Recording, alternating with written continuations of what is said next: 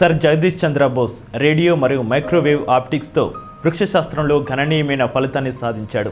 ఇతన్ని రేడియో విజ్ఞానంలో పితామహునిగా పేర్కొంటారు.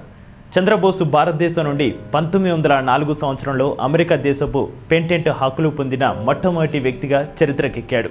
ప్రముఖ బెంగాల్ శాస్త్రవేత్త సర్ జగదీష్ చంద్ర బోస్ 1858 నవంబర్ 30న జన్మించగా ఈయన మొక్కల పెరుగుదలను తెలుసుకునే పరికరాన్ని కనుగొన్నాడు. రేడియో మరియు మైక్రోవేవ్ ఆప్టిక్స్తో వృక్షశాస్త్రంలో గణనీయమైన ఫలితాన్ని సాధించాడు. రేడియో సిగ్నల్స్ను గుర్తించడానికి అర్ధవాహక జంక్షన్లను మొట్టమొదటిసారిగా వాడింది జగదీష్ చంద్రబోసే. కానీ తన పరిశోధనలను వ్యాపారాత్మక ప్రయోజనాలకు వాడుకోకుండా తన పరిశోధనల ఆధారంగా ఇతర శాస్త్రవేత్తల మరిన్ని ఆవిష్కరణలకు దారితీయాలనే ఉద్దేశంతో బహిర్గతం చేశాడు. ఆయన చనిపోయిన 70 సంవత్సరాల తర్వాత కూడా విజ్ఞాన శాస్త్రానికి ఆయన చేసిన సేవలను ఇప్పటికీ కొనియాడుతూనే ఉన్నామంటే ఆయన సాధించిన ఘనతే అందుకు నిదర్శనం.